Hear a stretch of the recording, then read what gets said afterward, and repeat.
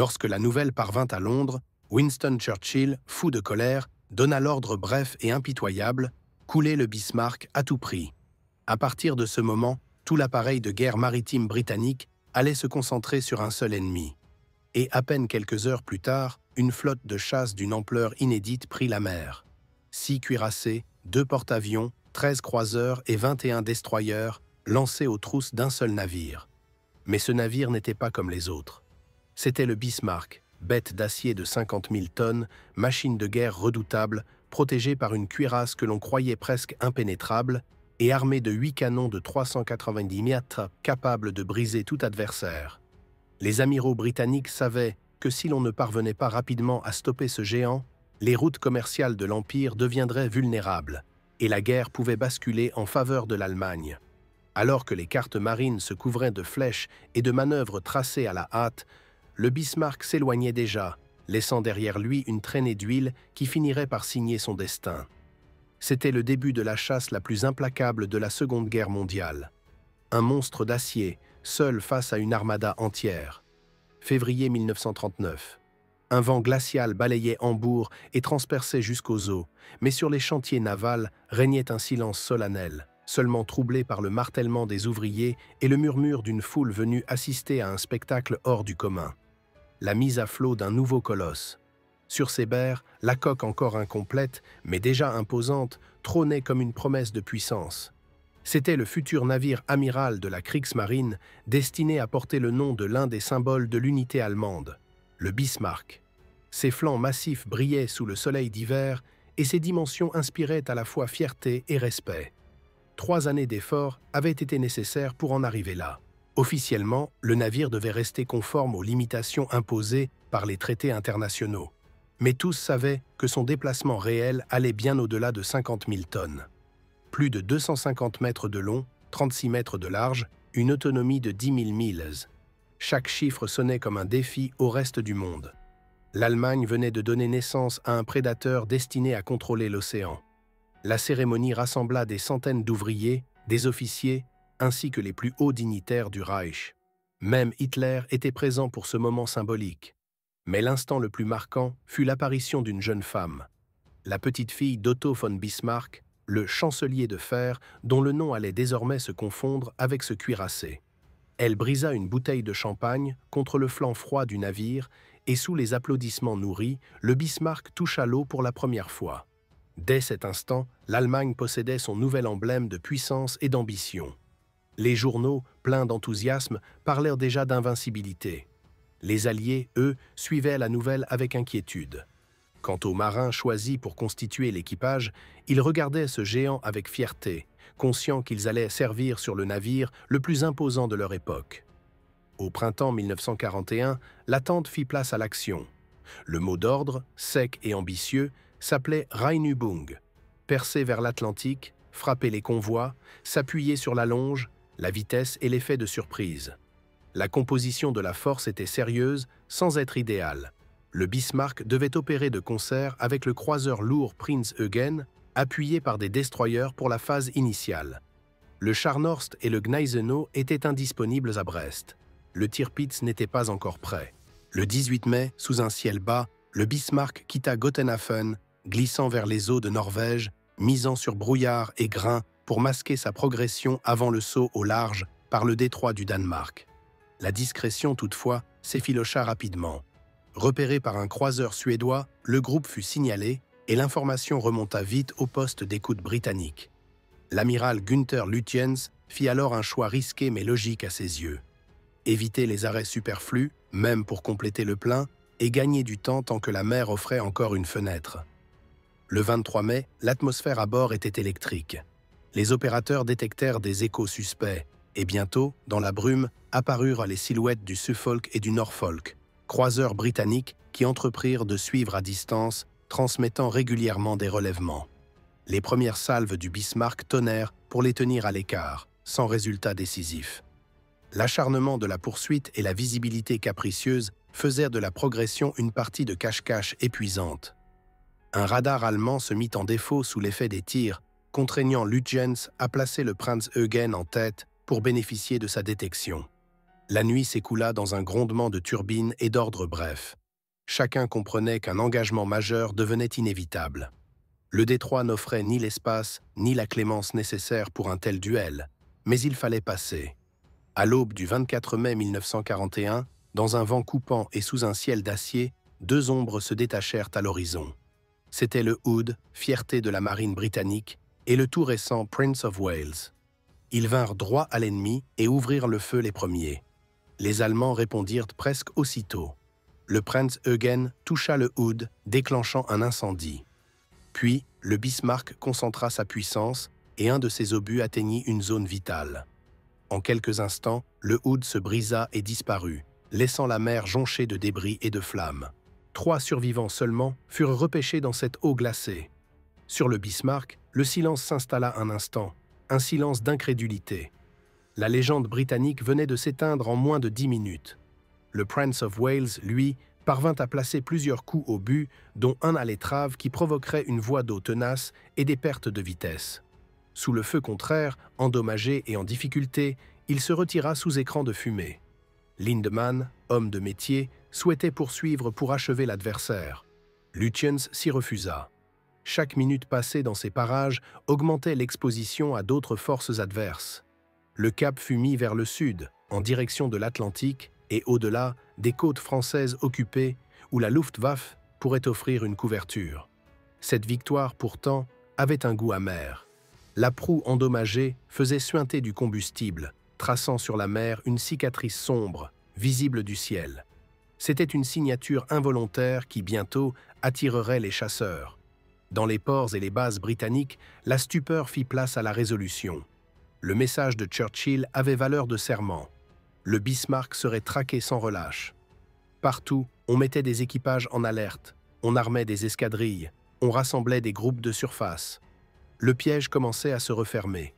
La nuit du 24 au 25 mai fut une succession d'approches et de brusques échanges. Des destroyers britanniques tentèrent des attaques à la torpille. Le Bismarck, toujours redoutable, opposa un feu nourri. Les torpilles manquèrent, mais l'usure, elle, faisait son œuvre. Les nerfs, le sommeil, l'attention, tout s'amenuisait. Le 26 mai, alors que l'Atlantique se resserrait entre le cuirassé et la terre promise de Bretagne, des patrouilles aériennes repérèrent la trace huileuse laissée par la fuite de carburant. Les appareils embarqués du Ark Royal, de vieux biplans Swordfish, décollèrent dans un temps dégradé. La première vague, confuse, se trompa de cible. La seconde trouva le Bismarck et, au terme d'une attaque audacieuse, une torpille frappa la poupe et bloqua les gouvernails. Le navire perdit sa manœuvrabilité, condamné à décrire de larges cercles, vulnérable à la concentration qui s'annonçait. Lutyens transmit un dernier message. Le bâtiment était hors de contrôle et l'on se battrait jusqu'au dernier obus. La nuit suivante parut sans fin. On tenta, en salle des machines, d'arracher un semblant d'obéissance en jouant sur les turbines, mais rien n'y fit. À l'aube du 27 mai, 2 silhouettes massives émergèrent de la grisaille, le Rodney et le King George V. Ils ouvrirent le feu à distance convenable, concentrant une puissance que le Bismarck, désormais privé de direction correcte et au poste de conduite du tir dévasté, ne pouvait plus égaler. Tourelle après tourelle, les pièces allemandes se turent. Des croiseurs s'approchèrent pour ajouter leur salve. Le navire dérivait en fumant, éventré, mais continuait de riposter par éclats, comme par orgueil. Quand il fut clair qu'aucun secours n'était possible, l'ordre de s'aborder fut donné. Des charges furent mises en œuvre, des voies d'eau ouvertes. Des torpilles britanniques achevèrent l'ouvrage. Vers la fin de la matinée, le géant bascula. Quelques dizaines d'hommes furent repêchés, des centaines disparurent avec la coque. L'Empire pouvait dire qu'il avait tenu parole. En Allemagne, ce naufrage fut un choc et un avertissement. La mer moderne, désormais, se décidait au croisement du ciel et des ondes, plus qu'au seul canon. Ainsi s'acheva l'épopée d'un cuirassé qui n'eut que quelques jours d'océan pour inscrire son nom dans l'histoire, mais assez pour déclencher l'une des plus vastes chasses maritimes du siècle. Pour les marins qui l'avaient servi, il demeurait un symbole de compétence et de courage. Pour ses adversaires, il resta l'ennemi qui avait fallu abattre au prix d'un effort colossal. Et pour nous qui lisons ces pages aujourd'hui, il raconte surtout la fin d'une ère, celle où l'on croyait encore qu'un seul navire, si grand fût-il, pouvait infléchir la destinée d'une guerre. La traque prit alors un tour inexorable. Malgré les tentatives pour fausser compagnie aux croiseurs suiveurs, la fuite de carburant à l'étrave blessée dessinait sur la mer une trace sombre que les reconnaissances aériennes finirent par repérer. Le 26 mai, les biplans Swordfish de l'Ark Royal, machines déjà datées mais tenaces, partirent affronter un temps mauvais et une DCA redoutable. La première attaque, confuse, ne donna rien de probant. La seconde, menée à basse altitude dans les rafales, atteignit la poupe du cuirassé. Une torpille endommagea les gouvernails et les bloqua.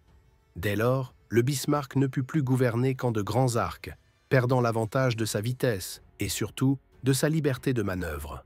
À bord, on tenta l'impossible en salle des machines, jouant sur les turbines pour corriger la route, mais la mer et la mécanique imposaient leurs lois. L'amiral Lutyens fit transmettre un dernier message sobre et sans illusion. Le navire était devenu ingouvernable et l'on combattrait jusqu'au dernier obus.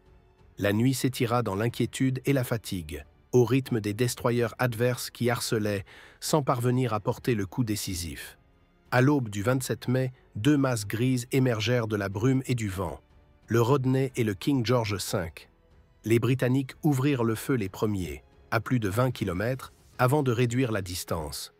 Le Bismarck répondit brièvement avec ses tourelles avant, ajustant une salve qui frôla le Rodney, mais l'absence de gouverne, la gîte et la houle rendèrent le tir de plus en plus aléatoire. Très vite, des coups au but mirent hors d'état les postes de conduite de tir et décapitèrent la passerelle, fauchant des officiers clés. Les tourelles avant furent endommagées, puis réduites au silence.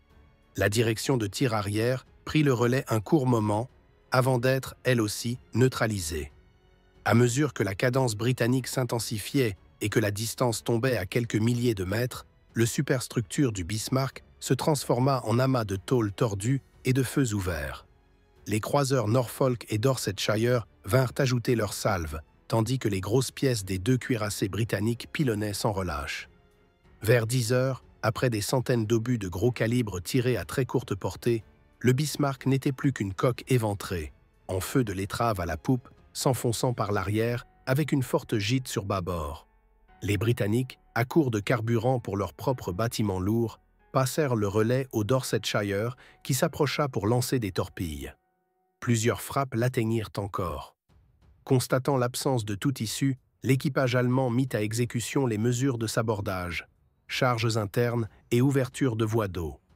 Peu après 10h35, le géant commença à chavirer et 5 minutes plus tard, disparut par l'arrière sous une mer grise. Quelques dizaines d'hommes seulement furent repêchés là où servaient plus de 2000 marins. La Royal Navy avait tenu le serment de Churchill, mais chacun, à bord des navires victorieux, mesurait le prix et l'ampleur de l'effort consenti pour abattre un seul adversaire. Le naufrage du Bismarck mit un terme brutal à une chevauchée qui n'avait duré que quelques jours, mais suffit à mobiliser la moitié de l'Atlantique. Aux yeux des Britanniques, il symbolisait la fin d'une menace directe contre les convois vitaux de l'Empire.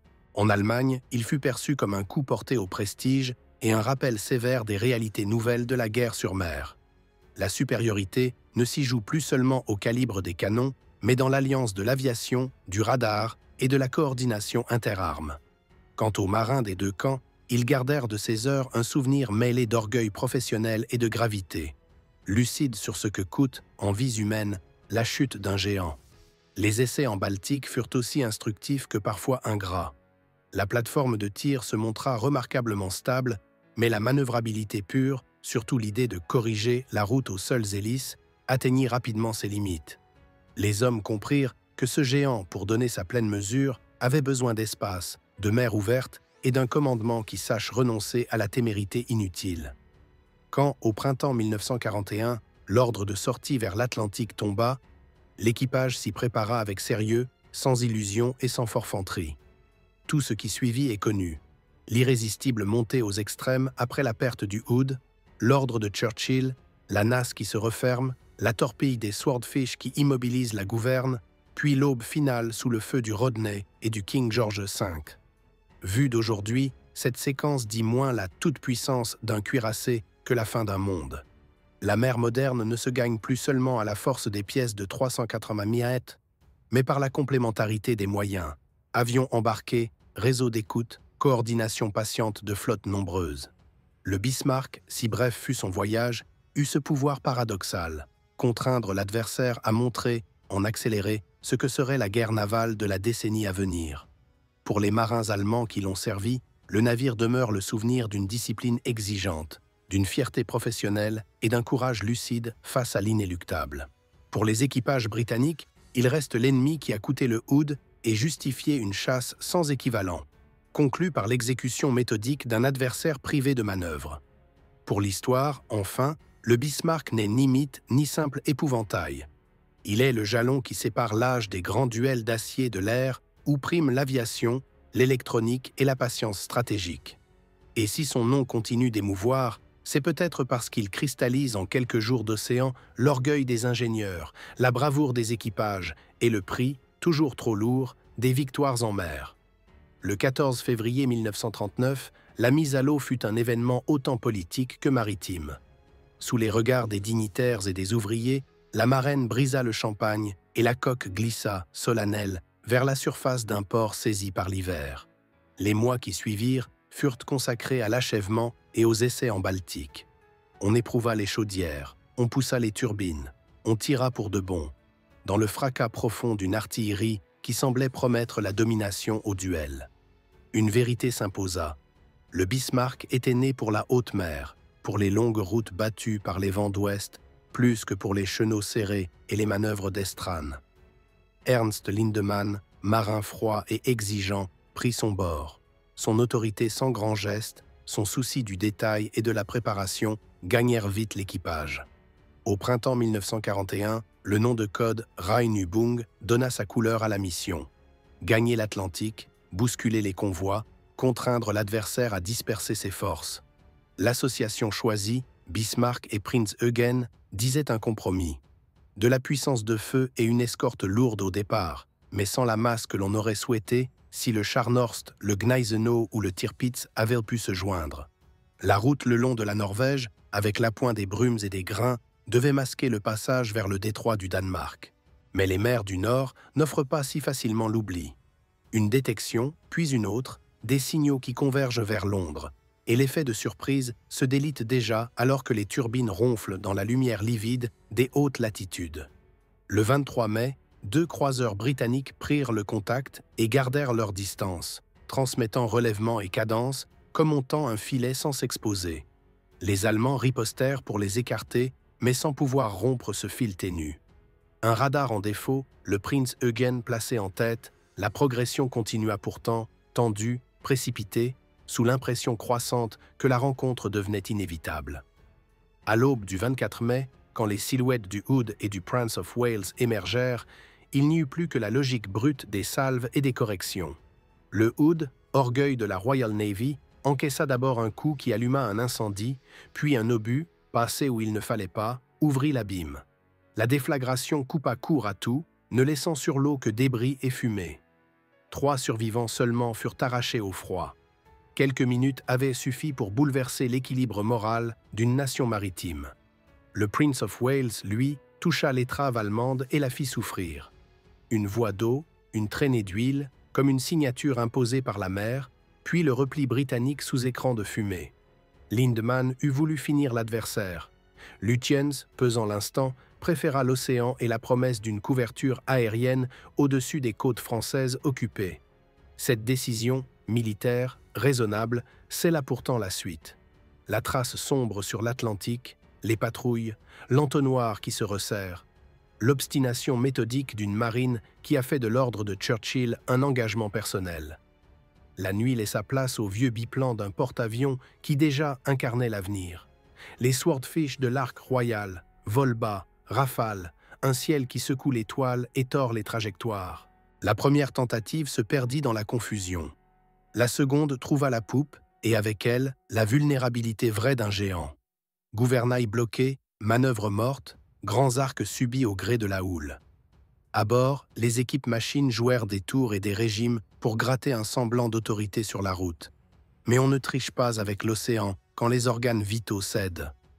Lutyens envoya son message sans emphase, droit et clair. Le navire ne gouverne plus, nous nous battrons jusqu'au bout. Au matin du 27 mai, l'horizon livra 2 masses résolues. Rodney et King George V, on tira de loin, puis de plus près, et la mécanique lourde des combats de ligne se déplia, implacable. Très vite, la conduite de tir allemande fut décapitée, la passerelle saignait, et les tourelles se turent l'une après l'autre, brisées, enrayées ou privées de sens. Le Bismarck riposta encore, par sursaut d'orgueil, mais le duel était devenu exécution. Les croiseurs approchèrent, ajoutant leurs salves. Le Dorsetshire lança ses torpilles, pendant que, dans les entrailles du cuirassé, s'exécutaient les gestes sobres du sabordage. Charges, vannes, procédures apprises pour que la décision finale appartienne encore aux hommes du bord. Vers 10h35, la gîte s'accentua, l'arrière s'enfonça et la mer se referma. Quelques dizaines d'hommes furent repêchés. La plupart disparurent avec la coque. Reste, après le vacarme, la signification.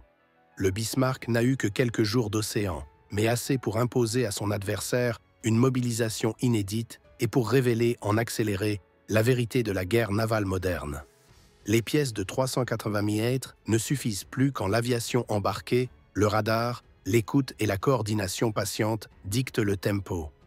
Il ne s'agit pas d'en faire un mythe ni un épouvantail. Ce cuirassé dit la fin d'un âge, celui des duels d'acier où l'on croyait qu'un seul navire, si puissant soit-il, pouvait infléchir la destinée d'une guerre. Pour les marins allemands, il demeure la mémoire d'une discipline tenace, d'un devoir accompli jusqu'à l'ultime minute. Pour les Britanniques, il fut l'ennemi qui coûta le Hood et justifia une chasse sans relâche. Pour l'histoire, enfin, il est une borne. Après lui, la mer n'est plus tout à fait la même, et l'Atlantique, plus que jamais, appartient à ceux qui savent unir le ciel, les ondes et la flotte de surface. En Allemagne, la disparition du navire amiral fut reçue comme un avertissement qui mit un terme aux grandes ambitions de surface. Le choc ne tenait pas qu'à la perte matérielle. Il tenait à ce qu'elle impliquait pour la suite. Très vite, la priorité alla aux sous-marins, à la guerre d'usure menée loin des escadres, là où l'aviation ennemie pèse moins et où le renseignement, les routes et les routines des convois deviennent des cibles. Le Tirpitz, frère d'armes resté à l'abri des fjords, fut employé avec prudence, presque avec parcimonie, tant sa seule présence mobilisait des forces adverses importantes. Sa fin, quelques années plus tard, scellerait définitivement l'idée que le grand cuirassé n'était plus le pivot de la maîtrise des mers. Pour l'équipage du Bismarck, l'épilogue se confondit avec la mer grise de l'Atlantique. Les rares rescapés évoquèrent longtemps la précision des procédures, la rigueur de la veille, les gestes répétés à l'entraînement qui, dans les derniers instants, prirent une dimension presque rituelle. Ils parlèrent aussi des nuits sans repos, de la fatigue qui brouille le jugement et alourdit les bras, de la discipline maintenue malgré les coups au but et la chaleur des incendies. Ce mélange de professionnalisme et de lucidité, chez des hommes confrontés à l'irréversible, explique en partie pourquoi cette histoire continue d'émouvoir au-delà des drapeaux et des appartenances. Dans la mémoire britannique, le nom du Bismarck resta associé à celui du Hood, comme deux faces d'un même récit. Une perte qui oblige, une poursuite implacable, et au bout, la destruction méthodique d'un adversaire immobilisé. Les équipages de la Royal Navy y virent la preuve que la préparation, l'endurance et l'intégration des moyens finissaient par l'emporter sur l'apparente invulnérabilité d'une coque géante. Ce n'était pas triompher d'un mythe, c'était fermer, sans emphase, un chapitre qui s'ouvrait déjà sur une ère nouvelle, celle où l'aéronaval et l'électronique donneraient le rythme et où l'information, patiemment agrégée, pèserait autant que la tonne d'acier. Il reste enfin la dimension plus intime de cette histoire, ce que l'on demande aux marins et ce qu'ils donnent. À bord du Bismarck, comme sur les navires qui le traquaient, les mêmes devoirs, les mêmes peurs contenues, la même fierté du métier se rencontrent à travers la fumée et la brume. On peut juger des choix, des doctrines, des ordres, mais on comprend, en lisant ces épisodes, que la mer impose sa propre hiérarchie. Elle rappelle la fragilité des plans, l'importance des hommes et la part de hasard qui s'invite dans les batailles les mieux conçues. Le Bismarck, en quelques jours seulement, a concentré tout cela. La confiance des ingénieurs, la foi des équipages, l'immense effort d'un ennemi décidé et l'inflexible logique d'un élément qui ne pardonne rien. C'est peut-être pour cette raison que l'on revient toujours à ce nom. Non parce qu'il incarnerait une invincibilité illusoire, mais parce qu'il marque une frontière. Avant lui, on croyait encore au salut par la masse, la cuirasse et le calibre. Après lui, on sait que la mer se gagne à plusieurs, dans la patience, la coordination et l'intelligence des moyens. Le reste est affaire de récits, de souvenirs et de leçons que chaque génération redécouvre à sa façon, au fil des vagues et des livres.